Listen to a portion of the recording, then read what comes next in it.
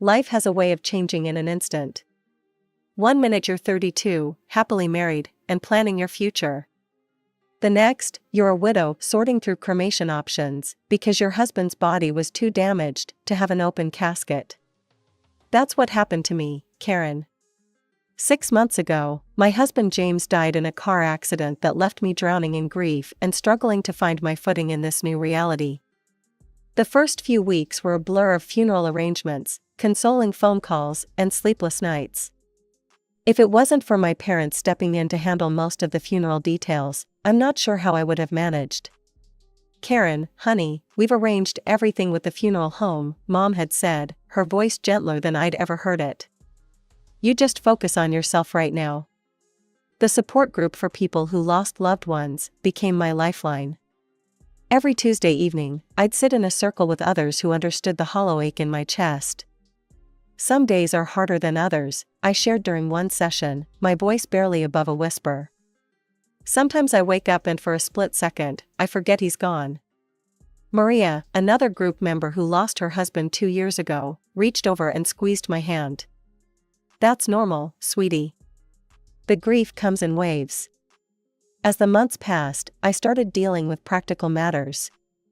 James had left me well provided for, our house in the suburbs, an apartment downtown, and a substantial bank account. I could have quit my job at the marketing firm, but the thought of sitting alone in our empty house all day made my skin crawl. Instead, I switched to part-time, working just enough to keep my mind occupied. The most surprising change came in my relationship with my parents. Growing up, I'd always felt like an afterthought compared to my younger sister Sarah. They never missed her dance recitals or school plays, while my academic achievements barely warranted a congratulations. But after James's death, something shifted. When they asked if I could help them financially with a monthly transfer of $1,500, I agreed without hesitation. The weekly dinners at my parents' house had become a comforting routine. Mom would cook her famous pot roast, Dad would pour the wine, and we'd talk about everything and nothing. For the first time in my life, I felt like I had their full attention. Karen, tell us more about that new project you're working on, Dad would say, actually interested in my work for once. The marketing campaign's going well, I'd share, savoring these moments of connection. My boss thinks it might bring in several new clients. But everything shifted the night Sarah joined us for dinner. My younger sister walked in, 7 months pregnant, her presence immediately commanding the room like it always had. She'd been living in a rented apartment across town, and I hadn't seen her since James's funeral. Sarah, sweetie, sit here, Mom fussed, practically pushing me aside to make room for her favorite daughter. Do you need another pillow? Are your feet swollen? Just like that, I became invisible again. It was like watching a switch flip. Suddenly, all their attention laser-focused on Sarah and her pregnancy. The familiar ache of being overlooked settled back into my chest, an old friend I'd foolishly thought I'd left behind. So, who's the father? I asked during dinner, trying to join the conversation. Have you told him about the baby? Sarah's face darkened. That's my business, she snapped, pushing her peas around her plate. I don't need to share every detail of my personal life. Mom jumped to her defense immediately. Karen, don't pry. Your sister doesn't have to explain herself to anyone. I couldn't help but notice how different this response was from when I was going through fertility treatments. Back then, they'd had no problem demanding updates and offering unsolicited advice about my personal life. But how are you planning to manage on your own? I pressed during another dinner, watching her heap seconds onto her plate. Babies are expensive. Sarah waved her hand dismissively, that familiar smirk playing on her lips. Don't worry about my baby. We won't need anything from anyone. I've got it all figured out. I should have paid more attention to that mysterious smile, but I'd seen it too many times before. Sarah was always cooking up get-rich-quick schemes that never panned out, the organic smoothie business that lasted 2 weeks, the life coaching certification she never finished, the cryptocurrency investment that lost her 3 months' rent. Trust me, she said, patting her belly with an air of confidence that should have set off alarm bells. This time everything's going to work out exactly as planned. Dad beamed at her like she'd just announced a cure for cancer. That's my girl, always landing on her feet. I took another bite of pot roast, trying to swallow down the familiar feeling of being second best. Some things never change, I thought, watching my parents hang on Sarah's every word. The call from Sarah came on a Tuesday morning. I was at my desk, reviewing marketing reports, when my phone lit up with her name. I almost let it go to voicemail. Our conversations were usually brief and awkward, but something made me answer. Karen, her voice had that sugary sweetness she only used when she wanted something. I'm having my baby shower next weekend at Mom and Dad's. I'd really love it if you could come. The invitation caught me off guard. The last real conversation we'd had was at James's funeral, and even then, she'd seemed distracted and uncomfortable. Are you sure? I asked, unable to hide my surprise. I could count on one hand the number of times Sarah had voluntarily included me in anything. Of course, she laughed, the sound oddly forced. You're my only sister. It wouldn't be right without you. Plus, I have something special planned. Something in her tone made my stomach clench, but I pushed the feeling aside. I'll be there, I promised, already mentally listing possible gift ideas. Maybe this was her way of trying to bridge the gap between us.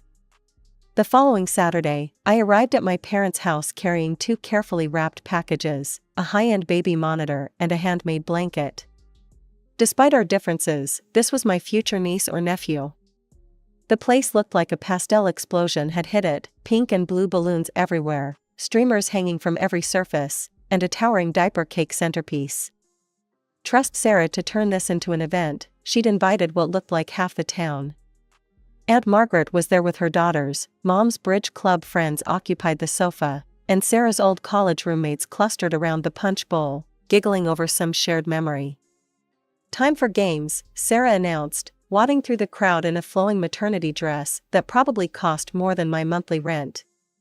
She was glowing, but there was something predatory in her smile that made me uneasy. Her eyes kept finding mine across the room, holding my gaze a beat too long. We played all the traditional baby shower games, measuring Sarah's belly with string, guessing the baby's birth date, and that horrible melted chocolate bar and diaper game. I won the belly measuring contest, which seemed to irritate Sarah more than it should have.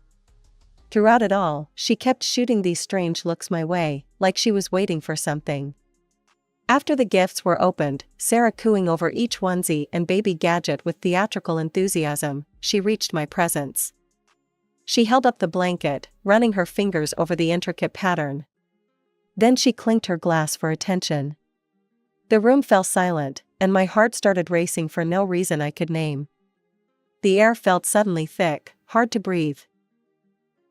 I want to thank everyone for coming today, she began, one hand resting on her swollen belly. But there's something else I need to share.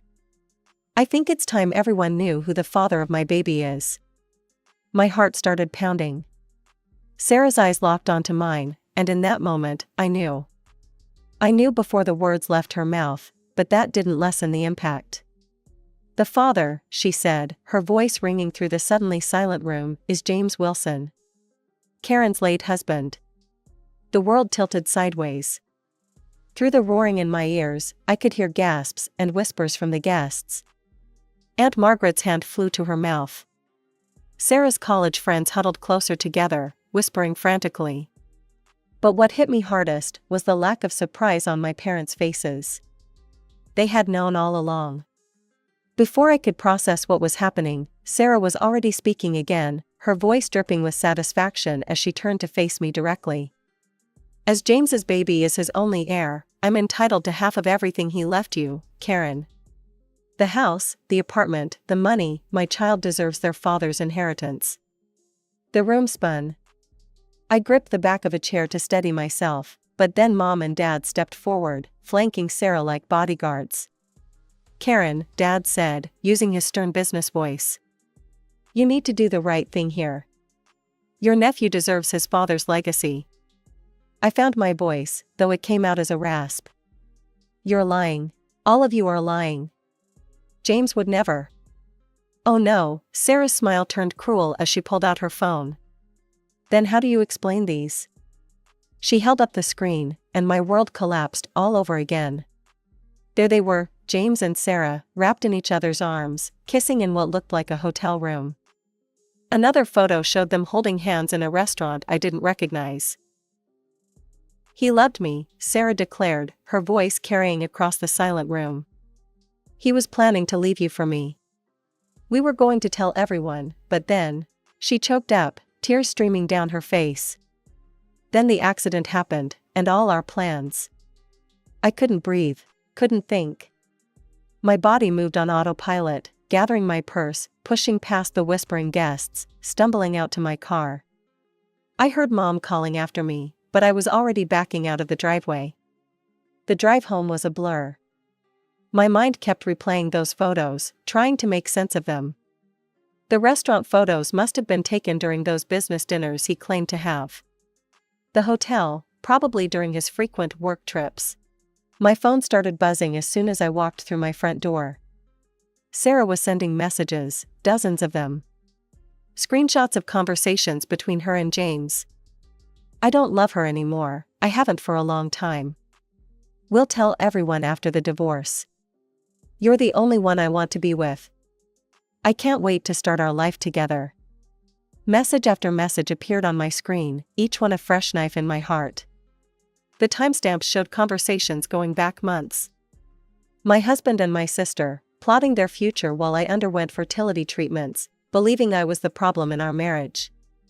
I spent that night pacing through my house, touching James's things, and wondering if everything about our life together had been a lie. The first call from my parents came at 7 a.m. sharp. I let it ring 4 times before answering. Karen, you need to be reasonable about this, Dad started, not even bothering with a greeting. The sooner you agree to split the inheritance, the easier this will be for everyone. The casual arrogance in his voice made my blood boil. Easier for whom? For Sarah? For you? For all of us, Mom chimed in. I was on speakerphone. You don't want this to get messy, dear. When, the word came out as barely more than a whisper.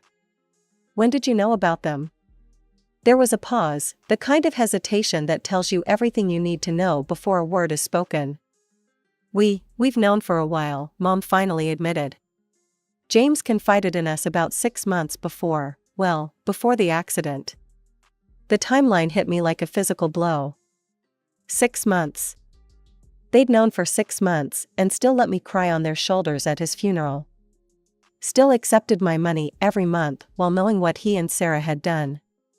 Traitors, the word felt cold and final on my tongue. All of you. I hung up and blocked their numbers. My hand shook as I opened my banking app, but I didn't hesitate to cancel the monthly transfer to their account. Let them ask their precious Sarah for money. 2 weeks passed in a fog of missed calls and ignored text messages. Then came Sarah's email. She'd sue me if I didn't voluntarily give up half of everything. The word voluntarily had never looked so much like a curse. I couldn't bear to reply. Couldn't bear to think about James's betrayal, about how many people must have seen them together while I remained oblivious. The whispers at work became unbearable, pitying looks from some colleagues, barely concealed smirks from others. Tom, my boss and one of the few true friends I had left, called me into his office after I broke down in the middle of a client meeting. Take some time off, he said gently. Paid or unpaid, whatever works for you. Your job will be here when you're ready to come back. I nodded gratefully and packed up my desk that same day. The next few weeks blurred together as I became a hermit in my own home. I had groceries delivered, ignored the doorbell when it rang, and spent hours staring at old photos, trying to spot the signs I must have missed. Every happy memory now felt like a mockery, every moment of our marriage tainted by the knowledge that he had been living a double life with my own sister. The news came via Facebook. Sarah had given birth to a boy. The photo showed her beaming in a hospital bed, our parents hovering proudly over their new grandson. The baby was wrapped in the cream-colored blanket I had knitted for the shower, which felt like a deliberate jab. I closed the app before I could read the comments, but not before noticing she'd named him James Jr. A week later, the court summons arrived in a thick manila envelope. My hands trembled as I opened it, already knowing what I'd find inside. Sarah was suing for half of everything James had left me, claiming her son's right to his father's inheritance. The legal language was cold and precise, laying out her demands in stark black and white. She wanted the house, half the money, and partial ownership of the downtown apartment. I spent 3 days researching lawyers before settling on Richard Martinez, who came highly recommended for handling complex inheritance cases. "Ms. Wilson," he said, shuffling through the papers on his desk, his expression carefully neutral. "I have to be honest with you. Your sister has compelling evidence of a long-term relationship with your late husband. Text messages, photos, witness statements, including your own parents." He paused, adjusting his wire-rimmed glasses. In inheritance cases like this, proof of an intimate relationship combined with a biological child, well, the courts tend to be sympathetic. I was still processing this devastating news when my phone rang that evening. Unknown number. "Hello, is this Karen Wilson?" A woman's voice, unfamiliar, but somehow striking a chord of recognition. Something in the cadence, the tone, made my heart skip. "I'm Elizabeth Parker. James's mother."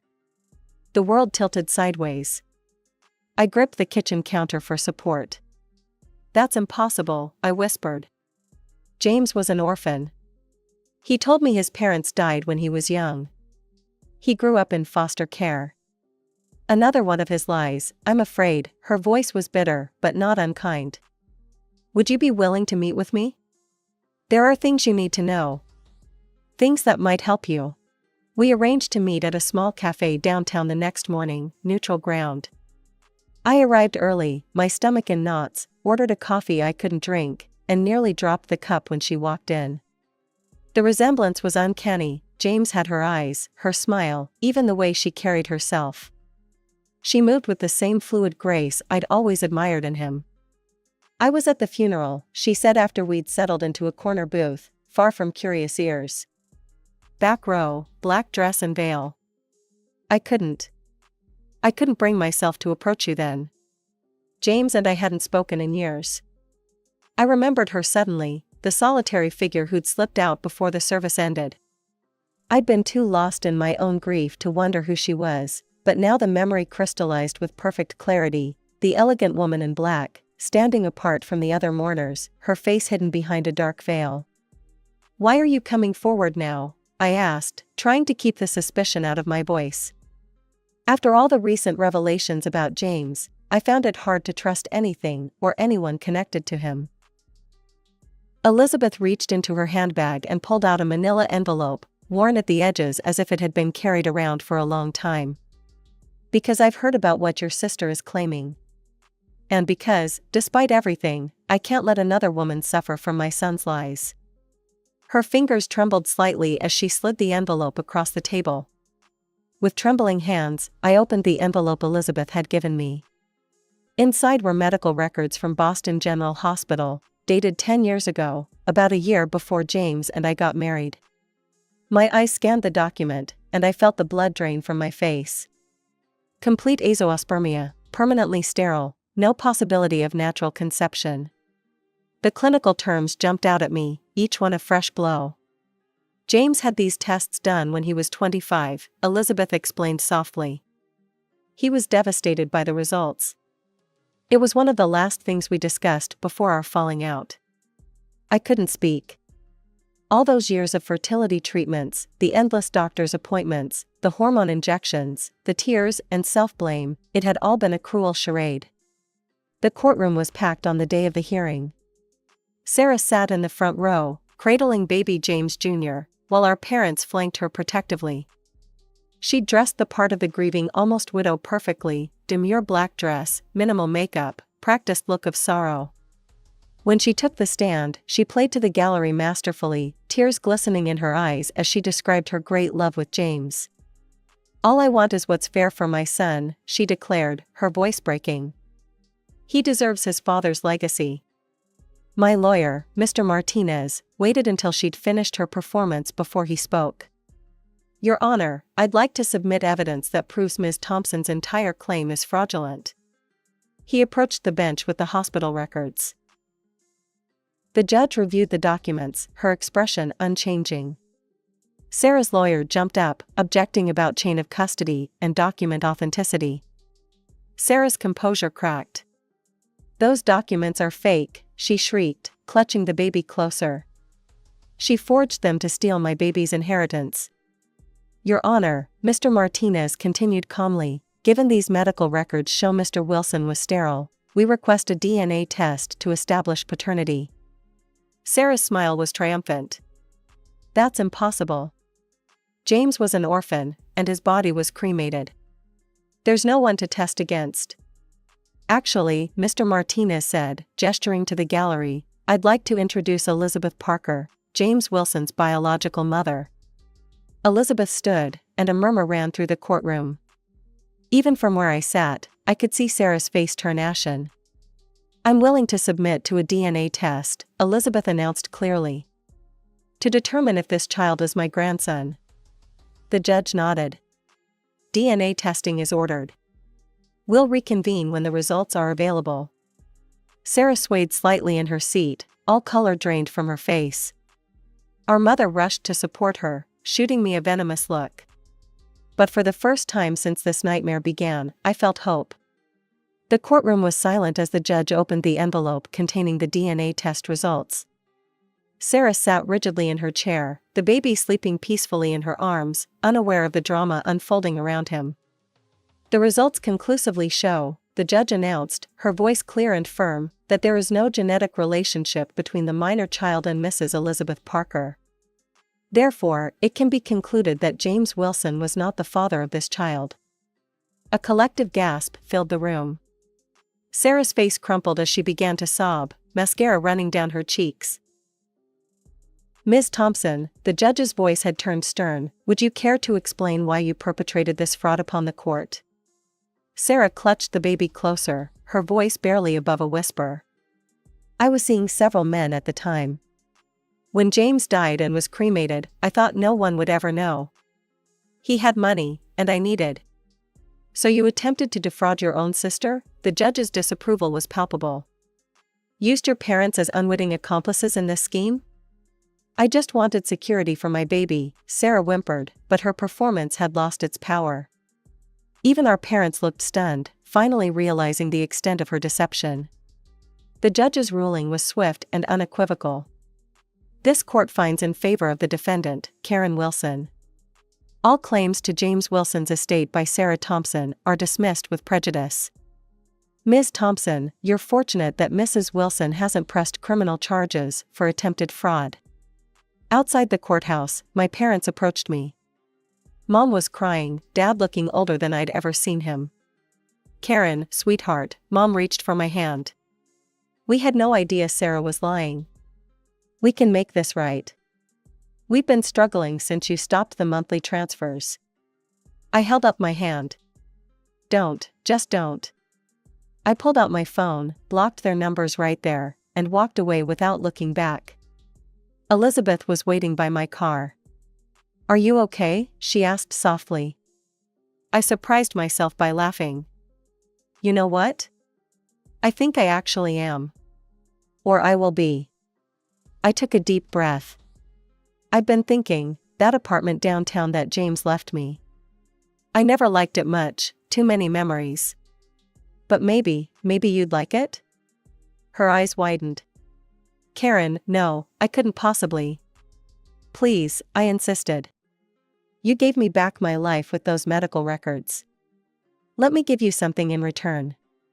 When I handed her the keys a week later, she broke down crying. I never thought I'd have a daughter, she whispered as she hugged me. That was 3 months ago. My family still tries to reach me through mutual friends and distant relatives, but I've cut those ties too. Sarah sent a letter claiming she's changed, that she's sorry, that she needs help with the baby. I threw it away unopened. Instead, I have weekly dinners with Elizabeth. We're getting to know each other, sharing stories about James, the good and the bad. She's helping me see that while he wasn't the man I thought he was, that doesn't invalidate all the happy moments we shared. Yesterday, I finally packed away James's remaining things. Elizabeth helped me donate some to charity and store others in the attic. As we worked, she told me stories about James as a little boy, before the lies began. It helped, somehow, to know that version of him existed. I'm not ready to date yet, but I've started living again. I returned to work full-time, joined a hiking club, and am planning my first solo vacation. Sometimes when I look in the mirror, I barely recognize the woman looking back at me. Life has a way of surprising you. I lost the family I was born into, but gained a new one I never expected. It's not the life I planned, but maybe it's the life I was meant to have all along.